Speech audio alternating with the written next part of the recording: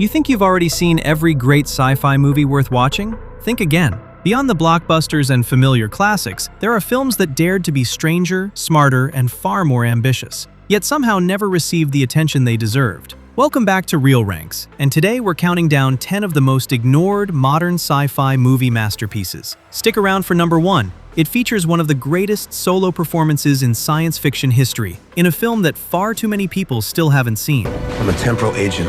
We prevent crime before it takes place. What is it? It's a time machine. Kicking things off at number 10 with a time travel thriller so mind-bending, it will genuinely make you question the laws of physics. Predestination stars Ethan Hawke as a temporal agent on his final assignment, tracking down a bomber who killed thousands. What he discovers about the criminal's identity is so twisted, so impossible, that the final 20 minutes will leave you staring at your screen trying to rebuild your brain. This is not just a time travel movie, it is a cinematic puzzle box, where every piece locks into place with devastating precision. Sarah Snook delivers what should have been a career-defining performance, playing a character with a secret so bizarre I cannot even hint at it without ruining the entire experience. The film adapts a Robert Heinlein short story that was considered unfilmable for decades, and the result is a film where the final reveal rewrites absolutely everything you just watched. If you loved Edge of Tomorrow's clever structure, Predestination takes that same DNA and twists it into something far darker and far more personal.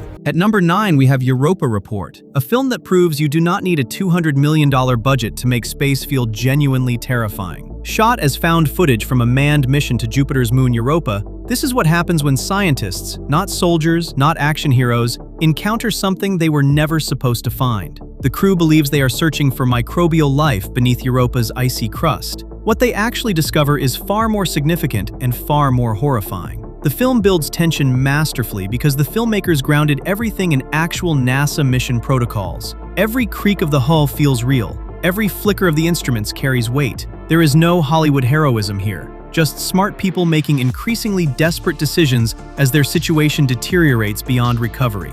The final moments are haunting in a way big-budget sci-fi rarely achieves. That final image, I will not spoil it, but it has stayed with me for years. If Sunshine and Apollo 18 had a smarter, more restrained child, it would be Europa Report. Coming in at number 8 is Coherence. We don't even belong here. We are not from this house. We are visitors. A film made for $50,000 that outthinks nearly every $100 million sci-fi blockbuster of the last decade. Coherence takes place entirely at a dinner party on the night a comet passes overhead. 8 friends, 1 house, some wine, and then the power goes out. What follows is not a horror movie in the traditional sense. Nobody is chasing anyone with a knife, but it will mess with your head more than any jump scare ever could. The brilliance of Coherence is how it was made. The actors were given character motivations and plot direction, but no full script. Their confusion, their panic, their reactions, most of it is genuine. And the result is a reality-bending nightmare where the scariest thing in the room is not a monster hiding in the dark.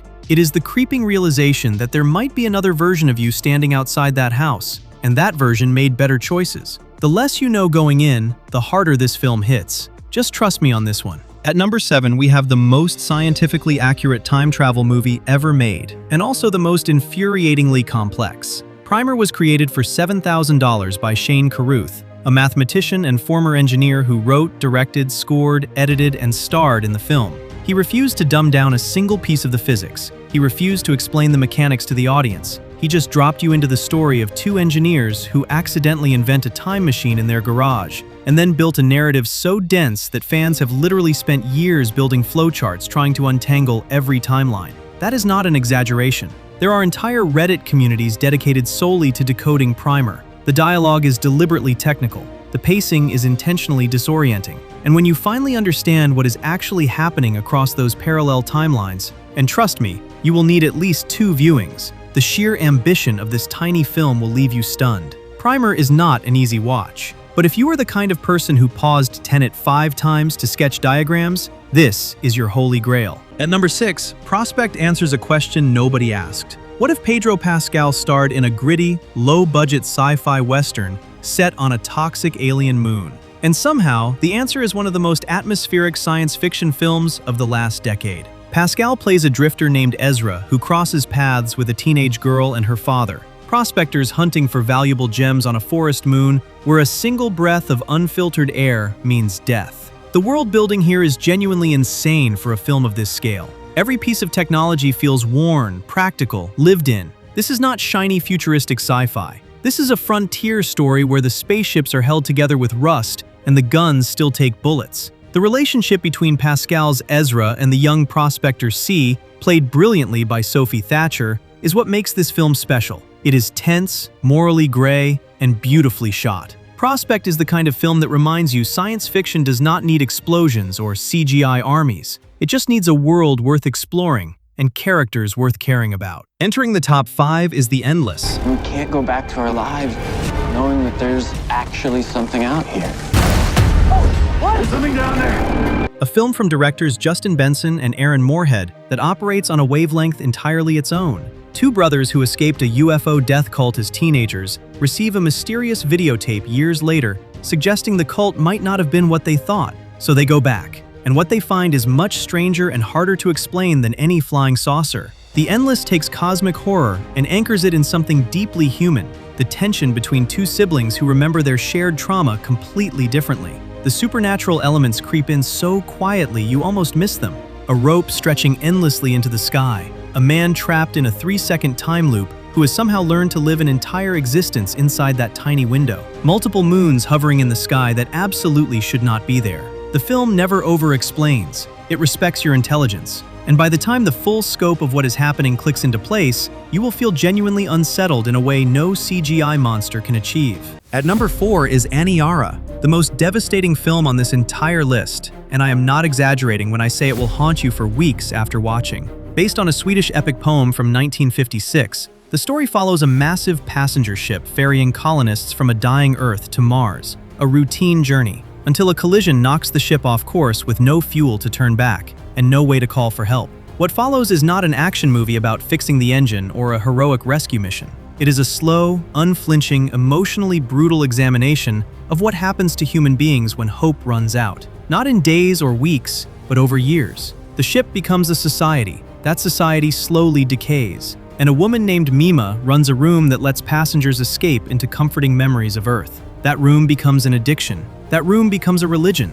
That room becomes the last fragile thing holding everyone together before everything finally unravels. Aniara asks the hardest question science fiction can ask and refuses to offer a comforting answer. At number 3 is The Fountain, a film so ambitious that Brad Pitt and Cate Blanchett originally signed on. The budget ballooned to $70 million, and Warner Brothers pulled the plug completely. Aronofsky rebuilt it for half the cost, with Hugh Jackman and Rachel Weisz, and what emerged is one of the most emotionally overwhelming science fiction films ever committed to screen. 3 parallel stories spanning 1,000 years, a conquistador searching for the Tree of Life, a modern neuroscientist desperately trying to cure his dying wife, and a man traveling alone through space in a bubble of light toward a dying star. These are not separate timelines. They are the same soul fighting the same battle across eternity, the refusal to accept death. The visuals are genuinely unlike anything else in cinema. No CGI trying to replicate reality, just pure, symbolic, painterly imagery. The Fountain divided critics brutally. It will divide your feelings too, but if it connects with you, it will never let go. At number 2 is Sunshine, the most visually stunning film on this list, and I will die on this hill. The sun is dying. 8 astronauts carry a massive stellar bomb, humanity's last and only hope to reignite it. Cillian Murphy, Rose Byrne, Chris Evans, and Michelle Yeoh are all in this film from 2007 that somehow nobody talks about anymore. The first 2 acts are pure, hard science fiction. The impossible isolation, the unbearable pressure of being the planet's final chance, the simple, terrifying enormity of flying directly into the sun. And then the third act pivots into something far darker that split audiences right down the middle. I will not spoil it here. What I will say is that Sunshine contains images you will never forget. The Icarus II silently gliding across the face of the sun, the oxygen garden burning, the final shot that is genuinely transcendent in a way few films ever achieve. Cillian Murphy anchors the entire thing with a performance so quiet and so powerful, it deserves to be remembered. And finally, at number 1, Moon. If you watch only one film from this entire list, make it this one. Where did he come from? Why does he look like me? You've been up here too long, man. You've lost your marble.